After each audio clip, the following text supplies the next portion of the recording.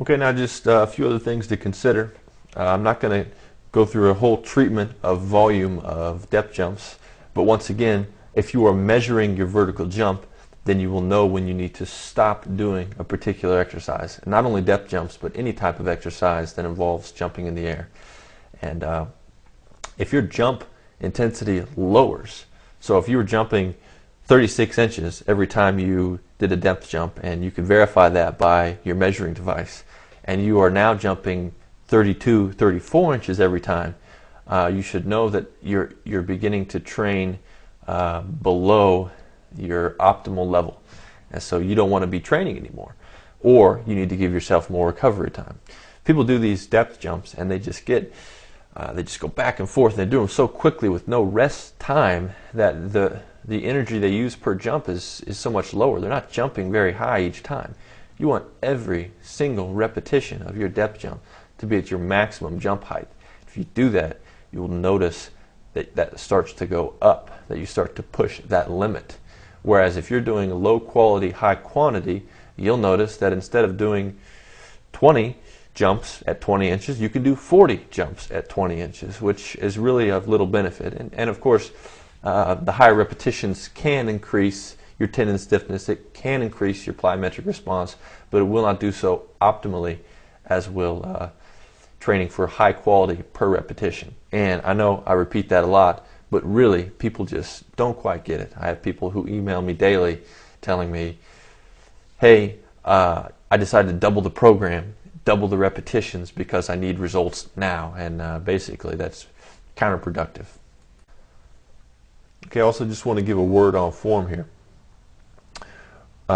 When you are absorbing force, you want to make sure that you're aligned. So you want to make sure that your knees are going the same direction as your ankle joints, and your hips and your knees are all in line. So that structure can correctly transfer that force through your body. And there's more on this in the jump manual and in some of the plyometric videos. But alignment during the depth jump is extremely important.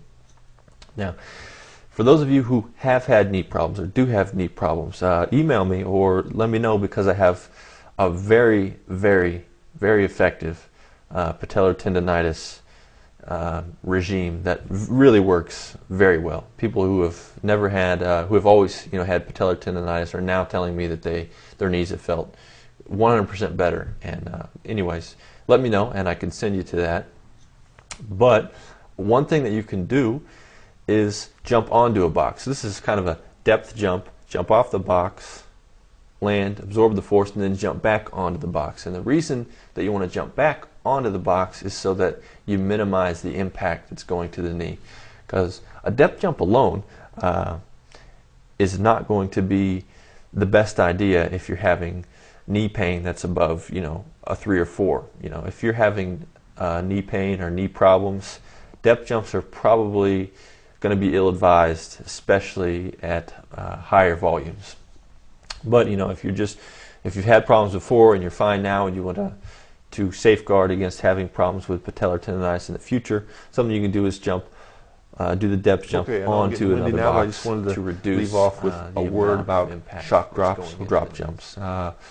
Those are there's a lot of prescriptions that you can use for your drop jumps or your shock jumps. One way is just so that you properly learn to absorb force, which is really a prerequisite to learning to transfer force. So if you can't properly absorb force, you're in no position to jump off a box and then jump in the air, because you can't even absorb the force in the first place. So what you want to learn to do with shock drops is you want to learn to absorb the force completely with your muscles. If you jump off a 4-foot barrier and hit the ground, you think that you're training your muscles, but what you're really doing is degenerating your joints. It's very important that the jumps are absorbed by the muscles and not the joints, which means that you're going to be hitting the ground and very quickly recoiling and absorbing that force with your muscles. The reason it's so important to do that with the muscles, aside from the fact that you'll degenerate your joints if you don't properly learn to do that, is that when the force is absorbed by your muscles, the stretch reflex is increased. So that eccentric energy and that eccentric activation is increased when it's absorbed through your muscles. as opposed to where you just jar the joints and you're only going to be increasing the wear and tear in their joints with very little transfer back up into the air. That's why you want to learn to transfer with your muscles and not with your joints. It's the best for performance. It's the best for injury prevention. It is just the way to go. And so I'm not going to do a complete, this was really supposed to be just about depth jump. So based on the questions that you may have about this video, I may make another one to clarify points that I have spoke about in a peripheral manner. So please leave your questions and comments below, and I will follow up if need be. Thank you for listening. Bye-bye.